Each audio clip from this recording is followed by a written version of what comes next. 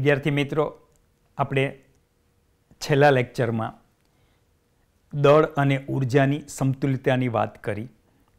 દળ ઉર્જાનું ઉર્જામાં અને ઉર્જાનું દળમાં રૂપાંતરણ થઈ શકે છે તે આઇન્સ્ટાઈને આપેલું સમીકરણ પણ આપણે જોયું. એ સમીકરણ હતું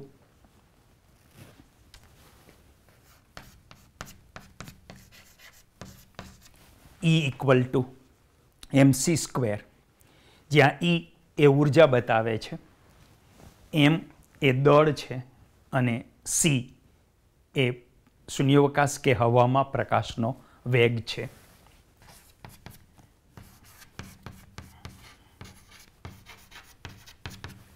તો એનું મૂલ્ય છે 3. આમ તો એક્ઝેક્ટ મૂલ્ય તો 2.99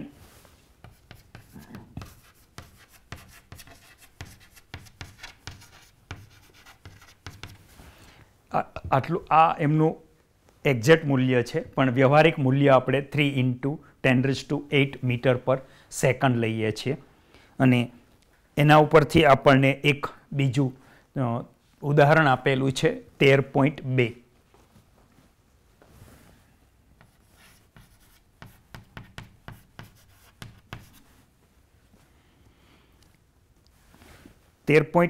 ઉદાહરણની અંદર આપણને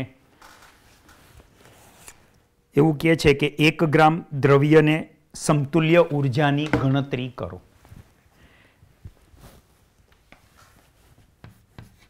એક ગ્રામ દ્રવ્ય આપેલું છે એટલે એમ બરાબર આપણને 1 ગ્રામ આપેલું છે. હવે આ 1 ગ્રામને આપણે કિલોગ્રામમાં લઈ જઈએ તો 10⁻³ કિલોગ્રામ. અને હવે આપણે એના ઉપરથી એની ઉર્જા શોધીએ.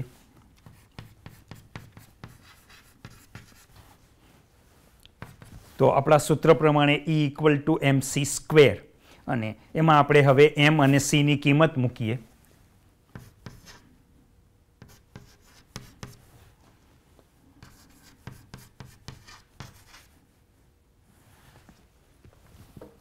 મિત્રો, આપણે બુકમાં એક્ઝેક્ટ વેલ્યુ આપેલી છે તો એક્ઝેક્ટ વેલ્યુ જ લઈશું.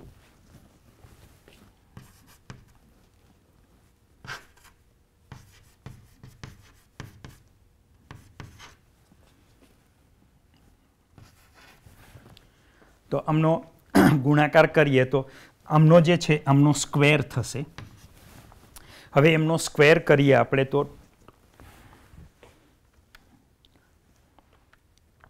2.9979, તો એ આવશે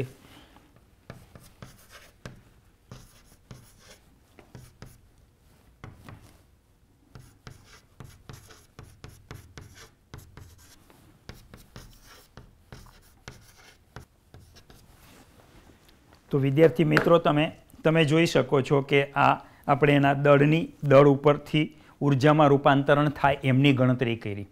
મારે એક વાત તમને અહીંયા એ કરવાની છે કે આપણે મોટાભાગના એકમો જ્યારે એક નાના એકમો ચેન્જ કરતા હોઈએ છીએ ત્યારે મિલી બરાબર 10⁻³ માઇક્રો બરાબર 10⁻⁶, નેનો બરાબર 10⁻⁹ લેતા હોઈએ છીએ. પણ મિત્રો, દળની બાબતમાં તમારે કાળજી રાખવી પડશે, કારણ કે દળનો કિલોગ્રામનો નાનો એકમ આપણે મિલીગ્રામ નથી લીધેલો, દળનો નાનો એકમ ગ્રામ લીધેલો છે. એટલે દળના માટે તમારે આ એક ટેબલ જરાક યાદ રાખવું પડશે.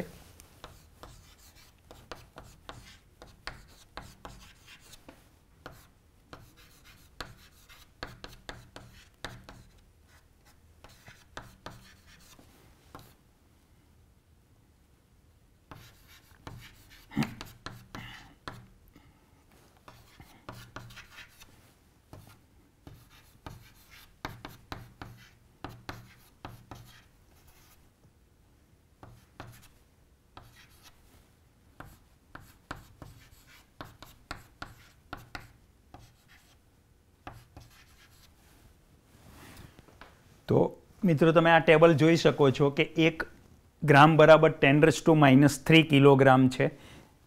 એક મિલીગ્રામ કહીએ તો બાકીનામાં મિલીગ્રામમાં તમે જ્યારે 10⁻³ લો છો ત્યારે દળમાં એક 10⁻⁶ આવશે. દળમાં 1 માઇક્રોગ્રામ બરાબર 10⁻⁹ કિલોગ્રામ આવશે. 1 નેનોગ્રામ લેવા જશો તો 10⁻12 કિલોગ્રામ આવશે. એટલે આ એક કાળજી વિદ્યાર્થી મિત્રો તમે રાખજો. તો એમાં 3 જેટલી ઘાત તમારે એને એડ કરી દેવાની રહેશે, તો જેથી કરીને તમને એનો ખ્યાલ આવી જશે. તો આ વાત થઈ આપણી દળ અને ઉર્જાની સમતુલ્યતા અને આઇન્સ્ટાઈને આપેલા ઇક્વેશનની.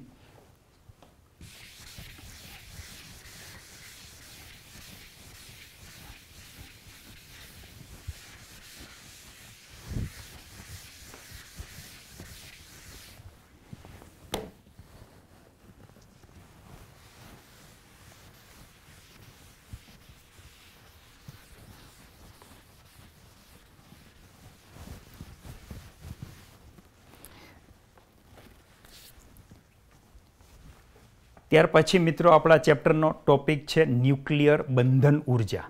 તો આપણે એ ભણીએ હવે.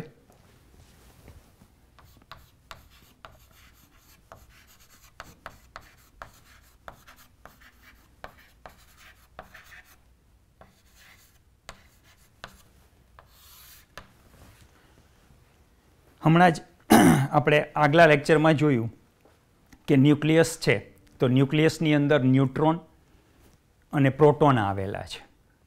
કોઈ પણ ન્યુક્લિયસ લો તો કોઈ પણ તત્વનું ન્યુક્લિયસ હોય તેમાં. તો પ્રથમ દ્રષ્ટિએ આપણને એવું લાગે વિદ્યાર્થી મિત્રો કે કોઈ પણ ન્યુક્લિયસનું દળ તેમાં રહેલા ન્યુટ્રોન અને પ્રોટોનના કુલ જે દળનો સરવાળો થાય એના જેટલું હોવું જોઈએ. પરંતુ વાસ્તવિકતા એવી નથી. જ્યારે કોઈ પણ ન્યુટ્રોન અને પ્રોટોન ભેગા થઈને ન્યુક્લિયસની રચના કરે છે ત્યારે એ ન્યુક્લિયસનું દળ ઓછું મળે છે. આપણે એક ઉદાહરણ લઈને સમજીએ. એ ઉદાહરણ લઈએ ઓક્સિજનનું, જે આપણી ટેક્સ્ટબુકમાં આપેલું છે.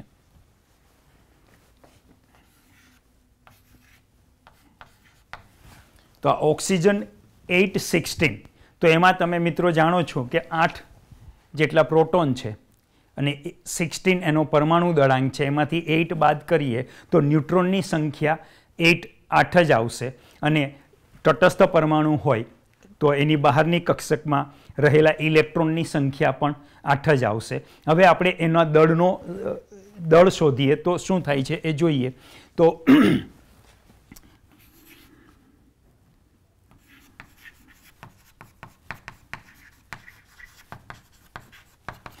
આપણે 8 ન્યુટ્રોનનું દળ લઈએ તો 8 ન્યુટ્રોનનું દળ મળશે 8 ×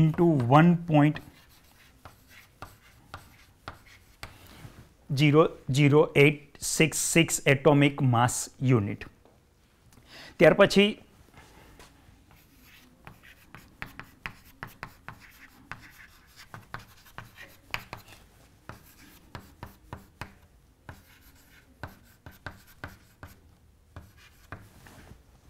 પછી આપણે લઈએ તો એ પ્રોટોનનું દળ છે એ છે 1.727 એટોમિક માસ યુનિટ અને 8 ઇલેક્ટ્રોનનું દળ બરાબર 8 × 0.0055 એટોમિક માસ યુનિટ. હવે આપણે શું કરીએ તો પ્રોટોન અને ન્યુટ્રોનનું કુલ દળ લેવા માટે આ બંનેના દળનો સરવાળો કરી દઈએ અને એને 8 વડે ગુણીએ તો આપણને ઓક્સિજનના ન્યુક્લિયસ માટે જે એના ઘટક ન્યુક્લિયોન છે, જેને આપણે ન્યુટ્રોન અને પ્રોટોન કહીએ છીએ, એનું દળ મળશે. તો આ બંનેનો સરવાળો કરીએ મિત્રો આપણે તો આવશે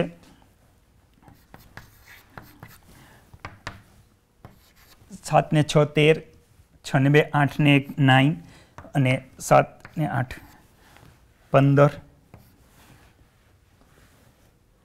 ને 1 1 2 એટલે 2.01593 એટોમિક માસ યુનિટ. હવે આ રીતે ગણતરી કરીએ તો આપણને મળશે 8 × 2.01593 2.01593 × 8 તો એ મળે છે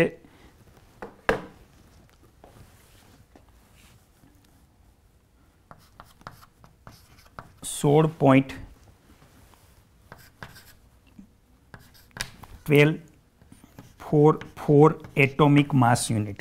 મિત્રો આ દળ કયું મળ્યું? તો આ દળ એના ઘટક ન્યુક્લિયોનનું દળ મળ્યું. મિત્રો આ દળ જે આપણે શોધ્યું એ જે દળ છે એ આપણે એની અંદર ન્યુક્લિયસની અંદર રહેલા 8 ન્યુટ્રોન અને 8 પ્રોટોનનું દળ શોધ્યું. હવે જ્યારે માસ સ્પેક્ટ્રોમીટર નામના સાધન વડે જ્યારે આપણે દળ લઈએ છીએ, માપવામાં આવે છે ઓક્સિજનના ન્યુક્લિયસનું, તો એ જે દળ છે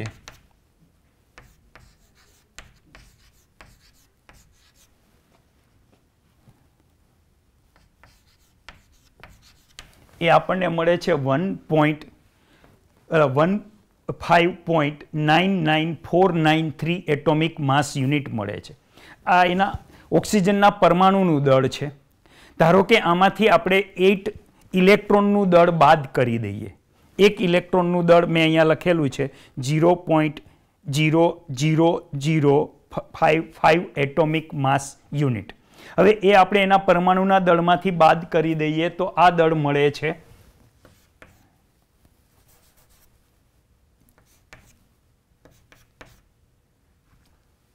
15.99053 એટોમિક માસ યુનિટ. આ એના ન્યુક્લિયસનું, ઓક્સિજનનું ન્યુક્લિયસ જ્યારે સ્થાયી ન્યુક્લિયસ બને છે, આ એના પરમાણુનું દળ છે. આ ઓક્સિજનના સ્થાયી ન્યુક્લિયસનું દળ છે. હવે આ બંને દળ વચ્ચેનો આપણે તફાવત જોઈએ.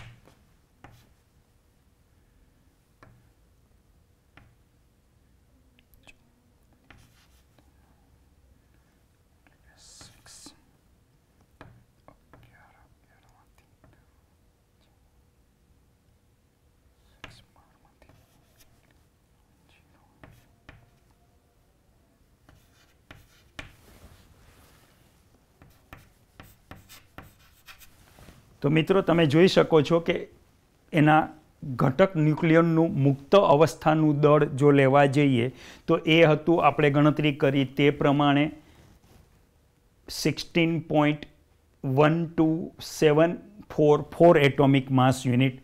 માસ સ્પેક્ટ્રોગ્રાફીના પ્રયોગો પરથી મળેલું સ્થાયી ન્યુક્લિયસનું દળ હતું 15.99053 એટોમિક માસ યુનિટ. તો જે મળવું જોઈએ, આપણે જે કલ્પના કરતા હતા એના કરતાં દળનો તફાવત આટલું ઓછું મળે છે. 0.13691 એટોમિક માસ યુનિટનો તફાવત મળે છે. તો ઘટક ન્યુક્લિયોનના મુક્ત અવસ્થાના દળ અને સ્થાયી ન્યુક્લિયસના દળ વચ્ચેનો આ જે તફાવત મળે છે, આ તફાવતને દળ ક્ષતિ અથવા દ્રવ્યમાન ક્ષતિ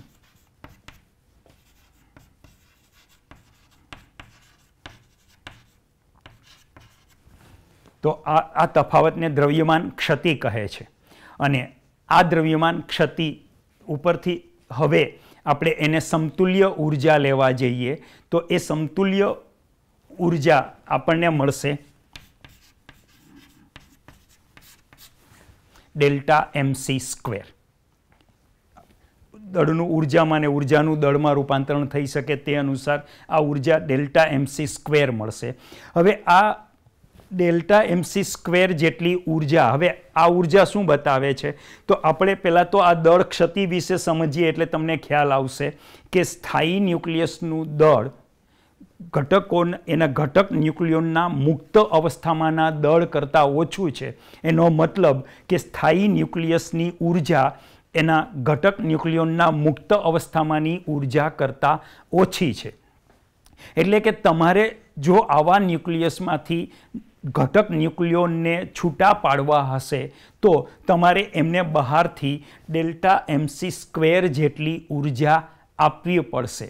હવે એનાથી ઉલટું મિત્રો, આપણે કોઈ હલકા ન્યુક્લિયસ અથવા અમુક પ્રોટોન અને ન્યુટ્રોનને ભેગા કરીને કોઈ ન્યુક્લિયસની રચના કરીએ તો એ ન્યુક્લિયસની રચના કરીએ ત્યારે એમાં પણ જે આપણે વાત કરી કે આવી દળ ક્ષતિ આવે છે એવી એમાં પણ દળ ક્ષતિ આવે છે અને એ દળ ક્ષતિના પરિણામે શું થાય છે, ત્યાં પણ ઉર્જા મુક્ત થાય છે.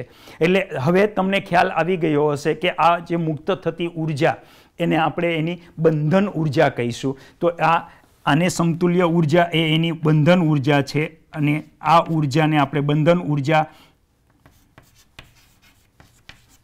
EB = ડેલ્ટા MC² છે. હવે આ બંધન ઉર્જા એ શું છે, તો કોઈ પણ ન્યુક્લિયસને તમારે જ્યારે એમના ઘટક ન્યુક્લિયોનમાં મુક્ત છૂટા પાડવા હોય તો બહારથી આપવી પડતી ઉર્જા છે. દાખલા તરીકે આપણે જે વાત કરી ઓક્સિજનના ન્યુક્લિયસની, તો ઓક્સિજનના ન્યુક્લિયસમાંથી તમારે 8 પ્રોટોન અને 8 ન્યુટ્રોનને જો છૂટા પાડવા હોય તો આપવી પડતી ઉર્જા એટલે એની બંધન ઉર્જા. તો મિત્રો આના ઉપરથી તમને એ પણ ખ્યાલ આવશે કે બંધન ઉર્જા એ ન્યુક્લિયસ કેટલી સખ્તાઈથી અથવા કેટલું ઘનિષ્ઠ રીતે જકડાયેલું છે એનું માપ છે, અથવા બીજા શબ્દોમાં કહીએ તો વિદ્યાર્થી મિત્રો એની સ્થાયીપણાનું માપ છે. તો આ બંધન ઉર્જાની વાત થઈ અને આના ઉપરનું પણ વિદ્યાર્થી મિત્રો એક ઉદાહરણ આપેલું છે. એ ઉદાહરણ આપણે જોઈએ.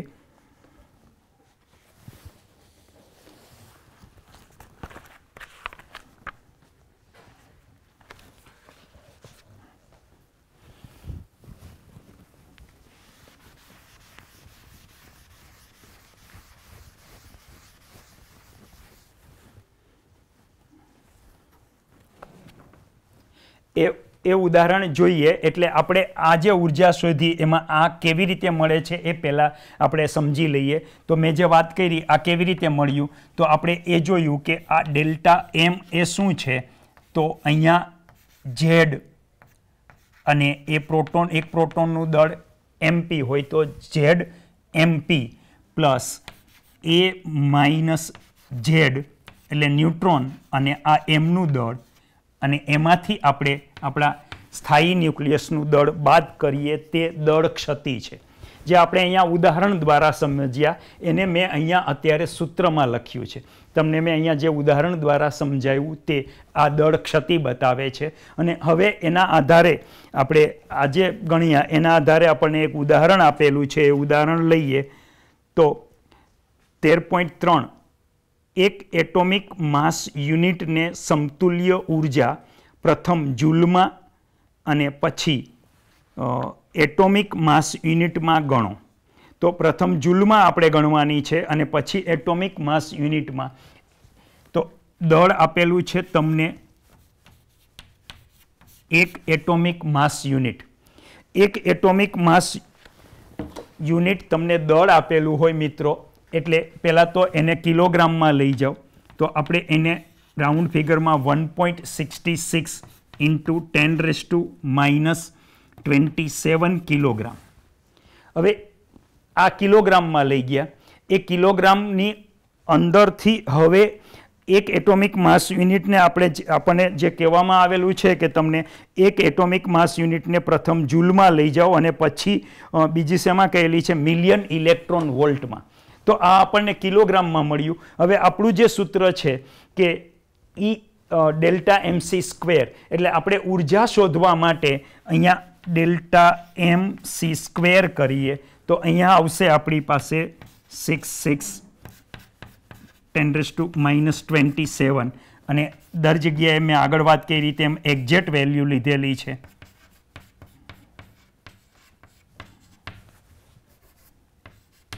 તો આ રીતની આપણે ગણતરી કરીએ તો એને સમતુલ્ય ઉર્જા આપણને જૂલમાં મળશે.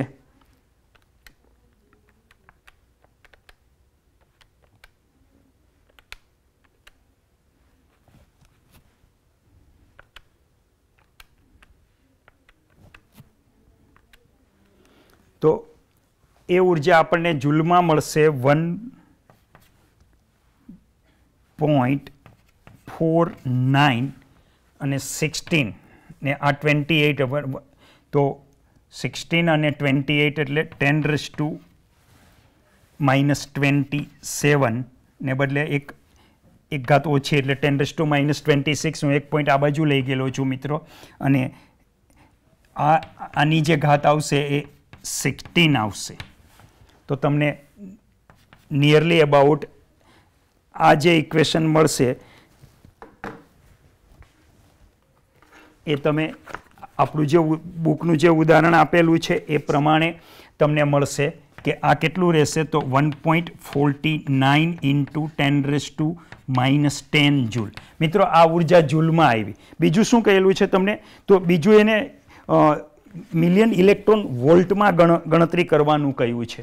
તો પહેલાં તો આપણે આને શું કરવું પડે, તો પહેલાં તો આને આપણે ઇલેક્ટ્રોન વોલ્ટમાં લઈ જવું પડે. ઇલેક્ટ્રોન વોલ્ટમાં લઈ જશું તો આપણને મિલિયન ઇલેક્ટ્રોન વોલ્ટમાં મળશે.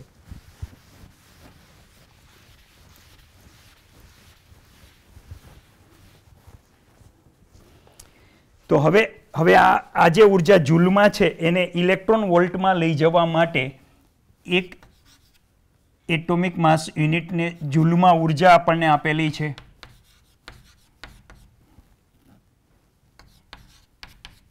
હવે એને ભાગ્યા 1.6 × 10⁻19 ને આના વડે ડિવાઈડ કરી અને આપણે લઈએ તો આપણને મળશે 1.49 ડિવાઇડેડ બાય 1.6, તો એ મળશે 0.931.25 અને એને તમે ઉપર લઈ જાઓ એટલે અહીંયા રહી જશે 10⁹. આ આવી ઇલેક્ટ્રોન વોલ્ટમાં આ ઉર્જા મળે છે. હવે અહીંયા 9 પાવરમાં છે તો આપણે એને એ ઘાત 9 છે તો આપણે એને 10⁶માં કરી દઈએ તો હવે અહીંયા આવશે 931.25 × 10⁶ ઇલેક્ટ્રોન વોલ્ટ એટલે કે 931.25 મિલિયન ઇલેક્ટ્રોન વોલ્ટ. અને આપણે આ ઉર્જા જે શોધેલી છે એ Δmc² પ્રમાણે શોધેલી છે. એટલે તમે અહીંયા એક કદાચ નવો એકમ તમને લાગશે, એ છે એક એટોમિક માસ યુનિટ બરાબર 931.25 મિલિયન ઇલેક્ટ્રોન વોલ્ટ પર c². કારણ કે Δmc² ઉર્જા આવે તો અહીંયા ખાલી Δm રહેવા દઈએ તો c² અહીંયા એકમ તરીકે લીધેલું છે. એટલે આ ઉદાહરણ આપણે ગણવાનું છે. અને આની ઉપરથી તમને હજુ એમાં બીજું ઓક્સિજનની બંધન ઉર્જા ગણવાનું કહેલું છે. તો મિત્રો હવે ઓક્સિજનની બંધન ઉર્જા તમે ગણી શકશો, કારણ કે થોડીક વાર પહેલાં જ આપણે એનું દળ ક્ષતિ લીધી. થોડી વાર પહેલાં જ આપણે એની દળ ક્ષતિ લીધી 0.13691 એટોમિક માસ યુનિટ. તો એના ઉપરથી આગળનું ગણતરી તમે મિત્રો કરી શકશો. એટલે એ ગણતરી તમે એમના ઉપરથી કરજો. મિત્રો હમણાં જ આપણે ન્યુક્લિયર બંધન ઉર્જાનો અભ્યાસ કર્યો. એમાં આપણે EBN ન્યુક્લિયસની બંધન ઉર્જા જોઈ, જે આપણે લેતા હતા EB બરાબર Δmc². તો આ ન્યુક્લિયસની બંધન ઉર્જા છે. મિત્રો આપણે ન્યુક્લિયોન દીઠ બંધન ઉર્જાની જરૂર પડે. તો ન્યુક્લિયન દીઠ બંધન ઉર્જા લેવા માટે આપણે શું કરીશું કે ન્યુક્લિયસની જે બંધન ઉર્જા છે એને ન્યુક્લિયોનની સંખ્યા વડે ભાગીએ. એટલે કે ન્યુક્લિયસની બંધન ઉર્જા અને ન્યુક્લિયોનની સંખ્યાના ગુણોત્તરને ન્યુક્લિયોન દીઠ બંધન ઉર્જા કહે છે.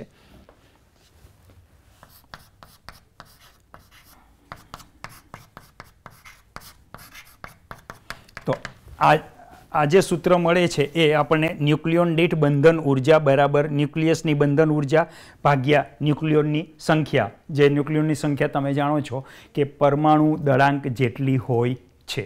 હવે એ એવી રીતે લીધા પછી આપણે હવે અહીંયા એક ગ્રાફ આપેલો છે તમને. એ ગ્રાફમાં જુઓ તો ન્યુક્લિયોન દીઠ બંધન ઉર્જા વિરુદ્ધ પરમાણુ દળાંકનો ગ્રાફ આપેલો છે. વિદ્યાર્થી મિત્રો, ફરીથી યાદ રાખજો કે આ ગ્રાફ આપણે EBN ન્યુક્લિયોન દીઠ બંધન ઉર્જા વિરુદ્ધ પરમાણુ દળાંકનો ગ્રાફ જુદા જુદા તત્વો માટેનો છે. આપણે હમણાં જ વાત કરી એ પ્રમાણે એની EBN શોધી શકાય. તે EBN શોધીને એનો ગ્રાફ દોરેલો છે. અને EBN એટલે હવે તમને ખ્યાલ આવી ગયો હશે કે ન્યુક્લિયસમાંથી કોઈ એક ઘટક ન્યુક્લિયોનને મુક્ત કરવા માટે EBN જેટલી ઉર્જા આપવી પડે. તો આ ગ્રાફ તમે જુઓ તો આ ગ્રાફની અંદર તમે આ ગ્રાફમાં આ વચગાળાનો ભાગ જુઓ તો એ વચગાળાના ભાગમાં એ વચગાળાનો ભાગ એટલે જેનો પરમાણુ દળાંક 30 is less than or equal A is less than 170. આ જે પરમાણુ દળાંક ધરાવતા જે તત્વો છે એના માટે ન્યુક્લિયોન દીઠ બંધન ઉર્જાનું મૂલ્ય અચળ છે, જે પરમાણુ ક્રમાંક પર આધારિત નથી, અને એ અચળ મૂલ્ય 8.5 મિલિયન ઇલેક્ટ્રોન વોલ્ટ પર ન્યુક્લિયોન છે.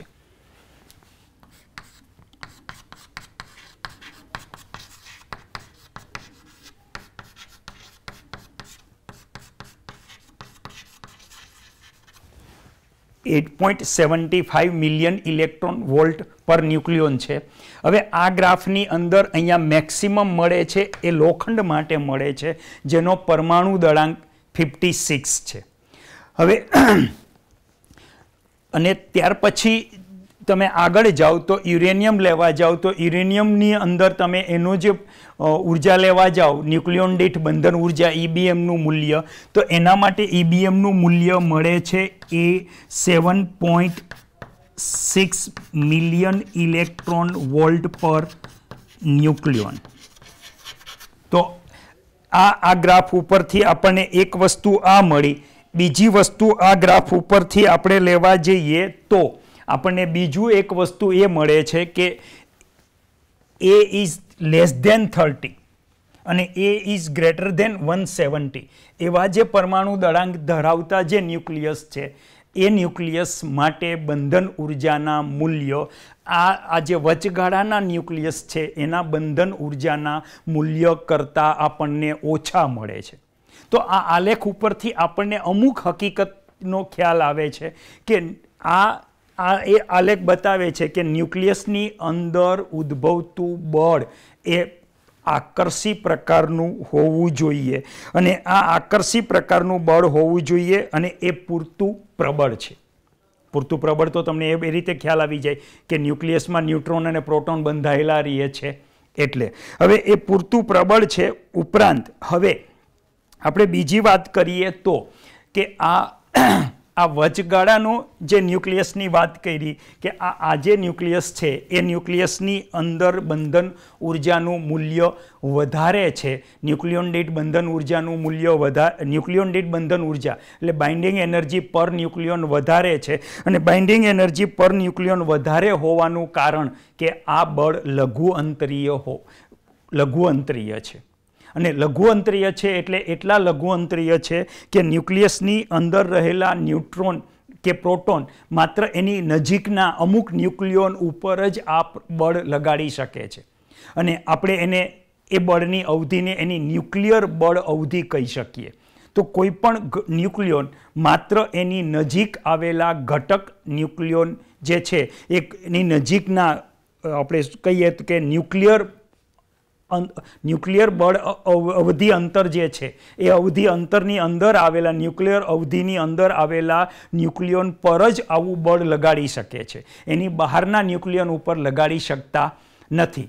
ધારો કે આપણે એવું લઈએ કે એક કોઈ ન્યુક્લિયોનને P પડોશી છે, એ P પડોશી છે તો એની બંધન ઉર્જા જે છે એ આ P પડોશીના સમપ્રમાણમાં હશે. આ P પડોશી એટલે આપણે શું કીધું કે ન્યુક્લિયસની અંદર રહેલા ન્યુક્લિયોન જેટલા ન્યુક્લિયોન ઉપર જે ન્યુક્લિયર બળ લગાડી શકે છે તેટલા એના પડોશી, એટલે એને આપણે એ પડોશી કહીએ જે ન્યુક્લિયર અંતર અવધિની અંદર આવેલા છે. હવે એ અંદર આવેલા છે એટલે એને પી પડોશી છે, તો એનું જે ન્યુક્લિયર બળ છે એ એના પીના સમપ્રમાણમાં હશે, અથવા બીજા શબ્દોમાં કહીએ તો એની બંધન ઉર્જા પીના સમપ્રમાણમાં હશે. એટલે જો આપણે અચળાંક મૂકી દઈએ તો એ અચળાંક કે લઈએ તો આ કેના સમપ્રમાણમાં હશે. બીજું કે આપણે એનો મતલબ એવો થયો કે ન્યુક્લિયસ છે એ નજીકના ન્યુક્લિયસની અંદર રહેલા ન્યુક્લિયોન નજીકના ન્યુક્લિયોન સાથે જ આંતરક્રિયા કરી શકે છે. એટલે હવે તમે જો કોઈ પણ બહારથી ન્યુક્લિયસમાં ઉમેરો કોઈ ન્યુટ્રોન યા પ્રોટોન, તો એ ઉમેરેલો ન્યુક્લિયસની આંતર ભાગમાં આવેલા ન્યુક્લિયોન ઉપર આ બળ લગાડી શકતા નથી. એટલે કે એના પરિણામે તમે કોઈ વધારાના ન્યુક્લિયોન ઉમેરો તો બંધન ઉર્જામાં વધારો થતો નથી, પરંતુ બંધન ઉર્જા અચળ રહે છે. અને આને શું કહે છે? તો આને ન્યુક્લિયસનો એનો સંતૃપ્તતાનો ગુણધર્મ કહે છે. હવે આના ઉપરથી આપણે બીજી વાત કરીએ.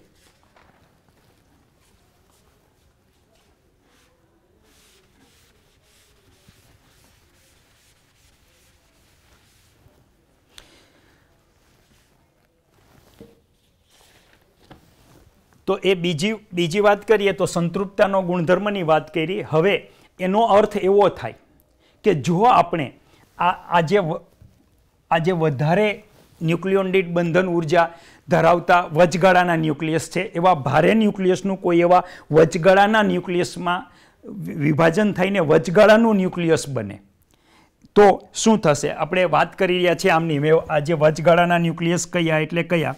30 is less than A is less than 170 અથવા એને ઇક્વલ સુધી લઈ શકાય છે.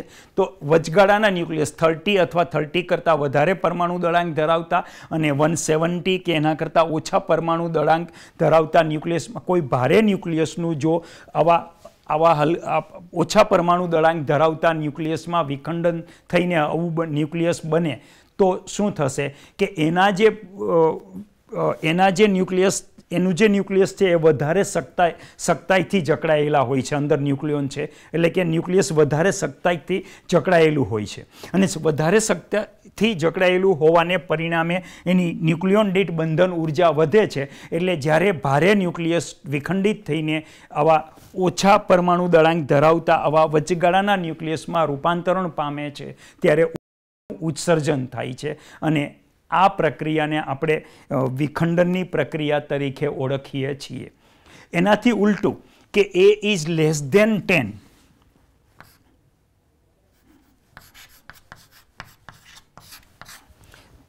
10, જેનું પરમાણુ ક્રમાંક 10 થી ઓછો છે એવા ન્યુક્લિયસને પણ જો આપણે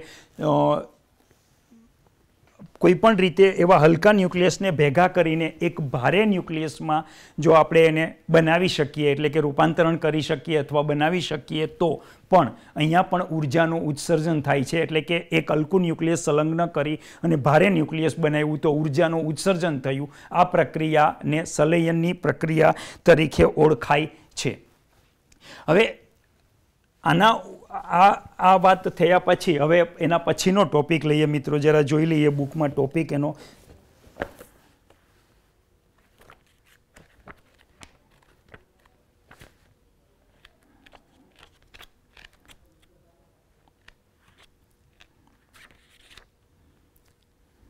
ત્યાર પછીનો ટોપિક છે મિત્રો ન્યુક્લિયર બળ.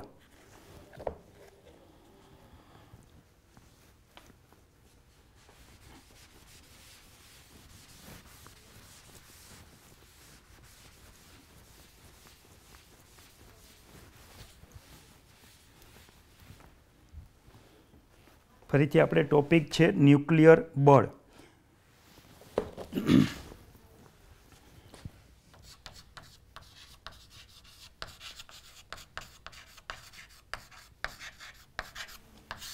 જો કે આના વિશેનો હમણાં આપણે ગ્રાફનું જ્યારે વિશ્લેષણ કર્યું આગળના ગ્રાફનું, તો એના વિશેનો ઘણો બધો માહિતી તમને એમાંથી જ મળી ગઈ. છતાં પણ આપણે વાત કરીએ તો આપણે હમણાં જ વાત કરી કે વચગાળાના જે ન્યુક્લિયસ છે જેનો પરમાણુ દળાંક 30 અને 30 કરતાં વધારે અને 170 કે 170 કરતાં ઓછો છે એવા ન્યુક્લિયસની ન્યુક્લિયોન દીઠ બંધન ઉર્જા વધારે છે, અથવા એવા ન્યુક્લિયસ માટે બંધન ઉર્જા વધારે છે.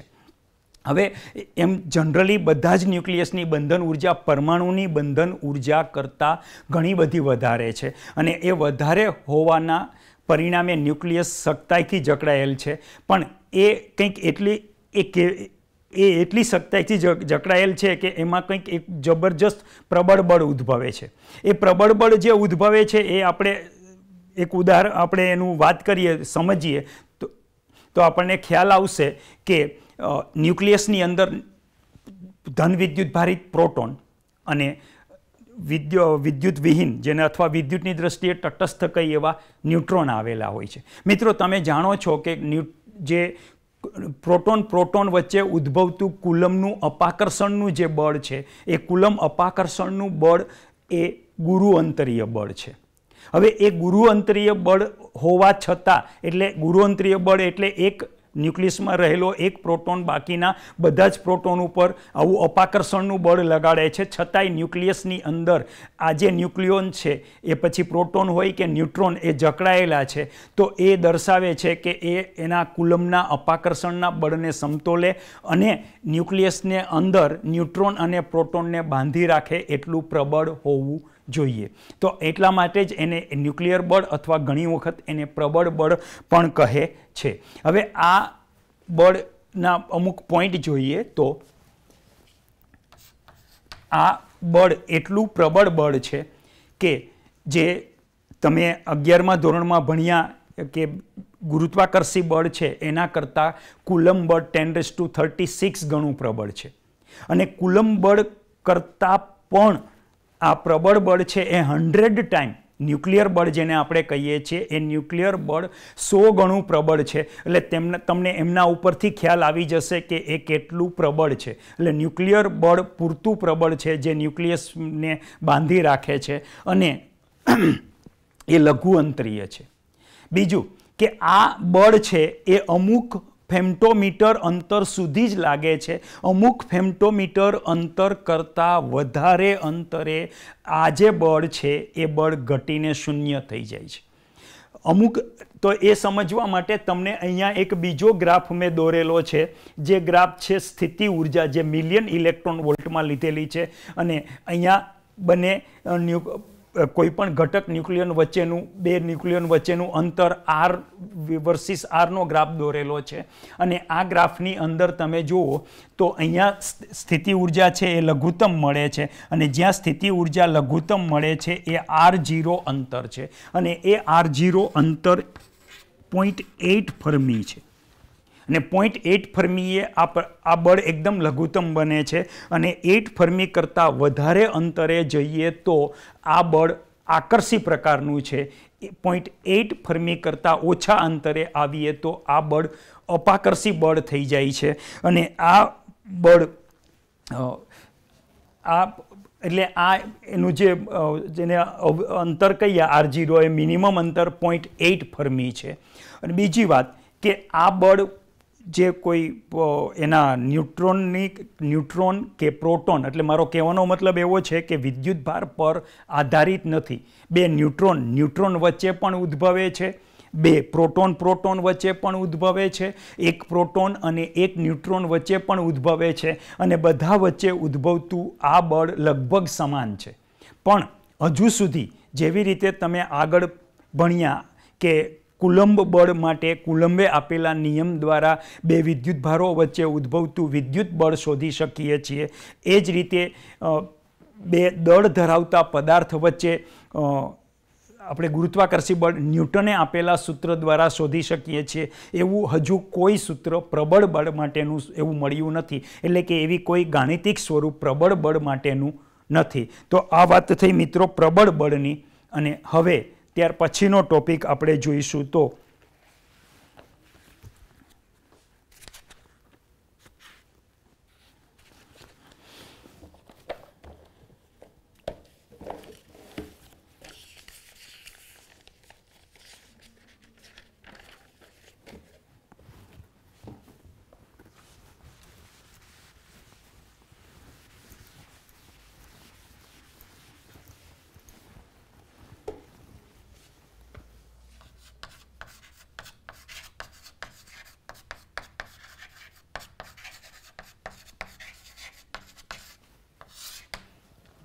Radio activity.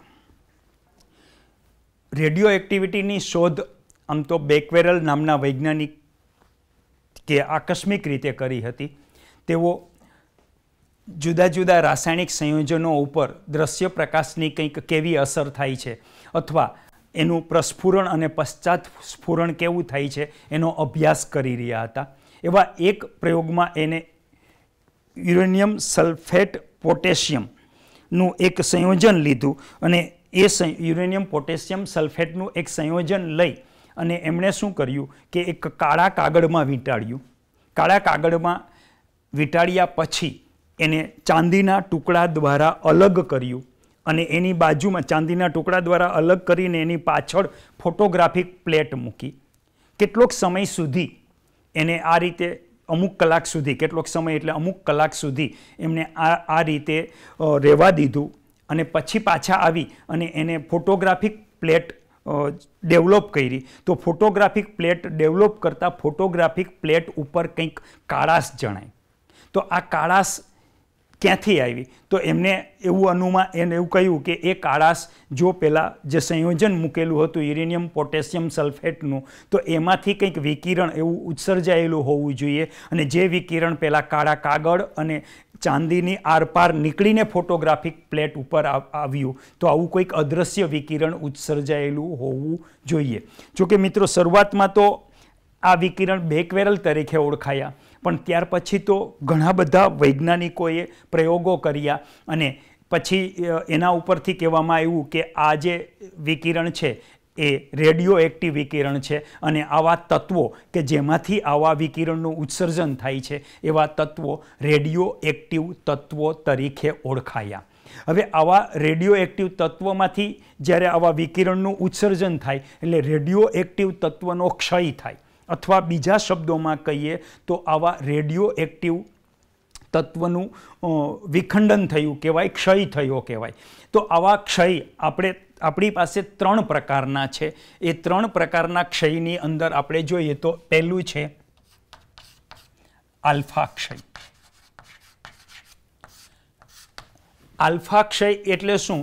તો કોઈ પણ રેડિયો એક્ટિવ ન્યુક્લિયસ જે છે એ રેડિયો એક્ટિવ ન્યુક્લિયસની અંદરથી હિલિયમનું ન્યુક્લિયસનું ઉત્સર્જન થાય. હિલિયમના ન્યુક્લિયસ એ આલ્ફા કણ તરીકે ઓળખાય છે અને આ આલ્ફા કણનું ક્ષય થઈને એનું વિભંજન થાય અથવા વિખંડન થાય તો એને આલ્ફા ક્ષય કહીએ છીએ. બીજું છે બીટા ક્ષય.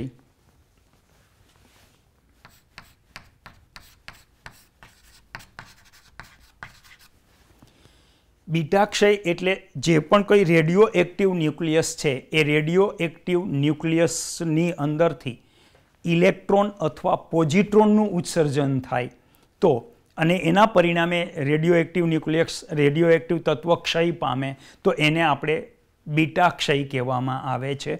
અને ત્રીજું છે ગેમા ક્ષય.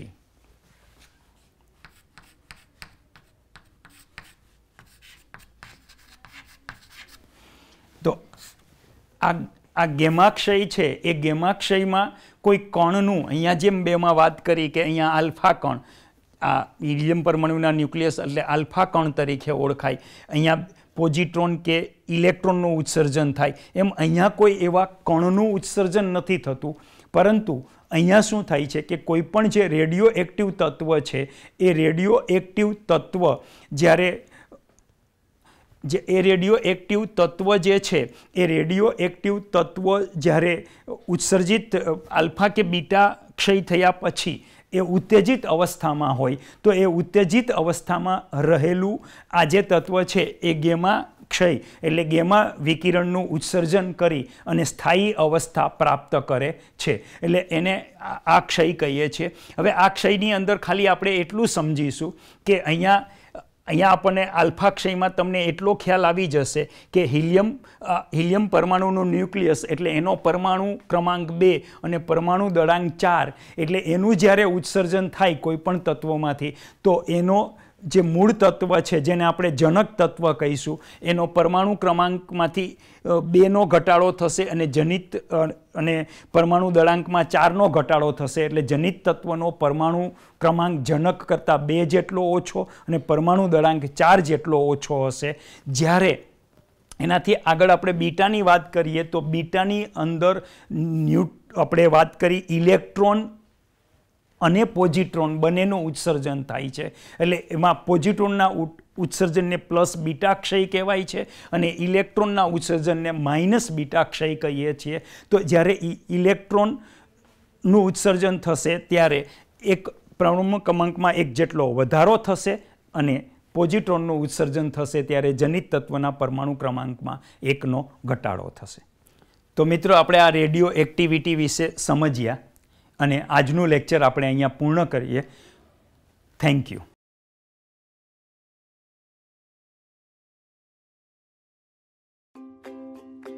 કરિયર તમારા માટે શું છે? શું એનો અર્થ એવો થાય છે કે ઘણા પૈસા કમાવા, આખા દિવસ દરમિયાન વ્યસ્ત રહેવું કે પ્રખ્યાત થવું અને સફળતા મેળવવી છે? વાસ્તવમાં કરિયરનો અર્થ આમાંનું કંઈ નથી. કરિયર એટલે ખુશી અને ઉત્કૃષ્ટતા જે વ્યક્તિના સર્વાંગીણ વિકાસ તરફ દોરી જાય છે, જે આપણે આપણી રુચિ અને ક્ષમતાઓને ઓળખીને મેળવી શકીએ. આપણે બધા જાણીએ છીએ કે સચિન તેંડુલકરે ક્રિકેટને કરિયર તરીકે પસંદ કરી છે કારણ કે તે અંગેનો જુસ્સો ધરાવતા હતા અને સારી ક્રિકેટ રમવાની ક્ષમતા ધરાવતા હતા. તેમણે આ ક્ષેત્રમાં શ્રેષ્ઠતા પ્રાપ્ત કરવા માટે ખૂબ મહેનત અને નિષ્ઠા સાથે તેમની કુશળતામાં સતત સુધારો કર્યો છે, જેના કારણે તેઓ સર્વાંગી વૃદ્ધિ પ્રાપ્ત કરી શક્યા. દરેક વ્યક્તિ અનન્ય છે અને અલગ અલગ ક્ષમતાઓ અને રુચિ ધરાવે છે. તેથી દરેક વ્યક્તિની પાસે એક વિશિષ્ટ કરિયરનો માર્ગ છે. તમારી કરિયર તમારા ભાઈ બહેન કે પછી તમારા પ્રિય મિત્ર જેવી જ હોવી જોઈએ એ જરૂરી નથી. તમારા પોતાની અનન્ય કરિયરના માર્ગને વ્યાખ્યાયિત કરવા માટે કરિયર મેજિક ફ્રેમવર્ક મદદરૂપ થઈ શકે છે. આ કરિયર મેજિક ફ્રેમવર્કમાં 3 મુખ્ય ભાગો છે: રુચિ, ક્ષમતા અને તક. જે કંઈ પણ તમે કરો છો એ તમને કરવું ગમે છે અને તમે સમયનું ભાન ગુમાવી બેસો તેને અભિરુચિ કહેવાય છે. ક્ષમતા એ જ્ઞાન, શક્તિ, આવડત અને કૌશલ્ય કે જે કોઈ ચોક્કસ વસ્તુ કરવા ધરાવે છે. અને તક એટલે સમાજની આવશ્યકતા છે અને જેના માટે તે પૈસા ચૂકવવા માટે તૈયાર છે. આ 3 ભાગોનું આંતરછેદ એ કરિયર છે. જો આ ત્રણેય પૈકી કોઈ એક ખૂટે છે તો પછી જે રહે છે તે એક શોખ, એક સ્વપ્ન અથવા એક નોકરી. ઉદાહરણ તરીકે, સંતોષ ક્રિકેટ રમવાનું પસંદ કરે છે અને તે મોટો થઈને સફળ ક્રિકેટર બનવા માંગે છે. ક્રિકેટના ક્ષેત્રમાં ઘણી તક છે. જો કે સંતોષ લાંબા સમય સુધી તાપમાં રહી શકતો નથી. એનો અર્થ એ કે સંતોષ માટે ક્રિકેટર બનવાનું માત્ર સ્વપ્ન જ હોઈ શકે છે, કરિયર નહીં. નેહા વાંચવાનું પસંદ કરે છે અને એક દિવસમાં 100 કરતાં વધારે પાના વાંચી શકે છે. જો કે ફક્ત પુસ્તકો વાંચીને પૈસા કમાવવામાં કોઈ સારી તક નથી. આમ નેહા માટે વાંચન માત્ર એક શોખ હોઈ શકે છે, કરિયર નહીં. અદ્વૈતના પિતા સફળ વ્યવસાય સાથે જોડાયેલા છે. અદ્વૈત પાસે આવશ્યક કુશળતા અને શિક્ષણ પણ છે અને વ્યવસાયમાં તેના માટે બહુવિધ તક છે. જો કે અદ્વૈતને વ્યવસાય ચલાવવામાં રુચિ નથી. તેને માત્ર લખવાનું પસંદ છે અને સારું લખે છે. આમ એક વેપારી બનવું તે જ નોકરી હોઈ શકે છે જેના માટે તેને પૈસા મળે છે, પણ અદ્વૈત માટે તે કરિયર નથી. મોહન ખેતી પસંદ કરે છે અને ઘણી વખત તેના મિત્રના ખેતરમાં લાંબા કલાકો સુધી કામ કરે છે. કૃષિ યુનિવર્સિટીમાં ડિગ્રી ધરાવે છે અને કૃષિ ક્ષેત્રે આવશ્યક જ્ઞાન, કુશળતા અને ક્ષમતા ધરાવે છે. ઉપરાંત કૃષિમાં સંશોધન અને નવીનીકરણ માટે ઘણી તક છે. આમ કૃષિ મોહન માટે કરિયર બની શકે છે. મોહને તેના રુચિ, ક્ષમતા અને તકને ધ્યાનમાં લઈને તેને અનન્ય કરિયર બનાવી છે. આથી ખુશી અને શ્રેષ્ઠતા દ્વારા તે તેના જીવનમાં તમામ પાસામાં વિકાસ સાધી શકે છે. તેવી જ રીતે તમે બધા પોતાની અનન્ય કરિયરની કેડી કંડારી શકો છો.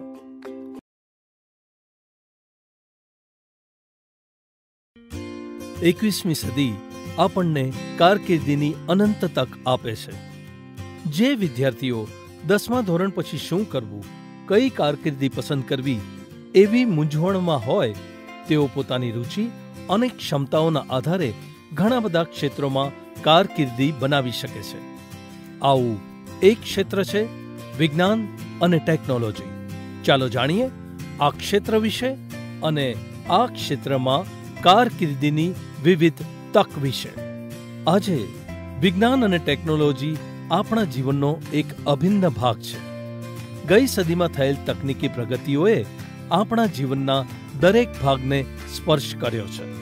તે પછી ભલે આપણા હાથમાં સ્માર્ટફોન્સ હોય કે મંગળયાન હોય, ગર્ભની ગતિવિધિઓથી લઈને ધરતીકંપો માપવા સુધી વિજ્ઞાન અને ટેકનોલોજી સર્વવ્યાપી છે.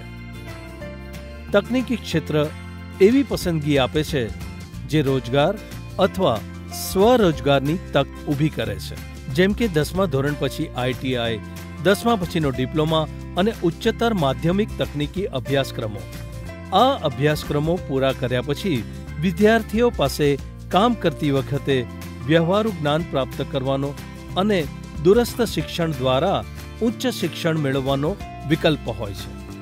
આ ઉપરાંત ITI કોર્સ પૂર્ણ કર્યા પછી એક પોસ્ટ SSC ડિપ્લોમાના બીજા વર્ષમાં મેરિટના આધારે એડમિશન લઈ શકે છે.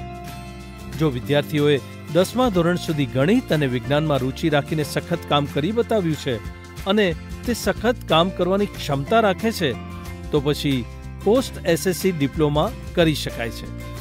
3 વર્ષનો ડિપ્લોમા પૂરો કર્યા પછી એન્જિનિયરિંગના બીજા વર્ષમાં મેરિટ આધારિત પ્રવેશ મેળવી શકાય છે.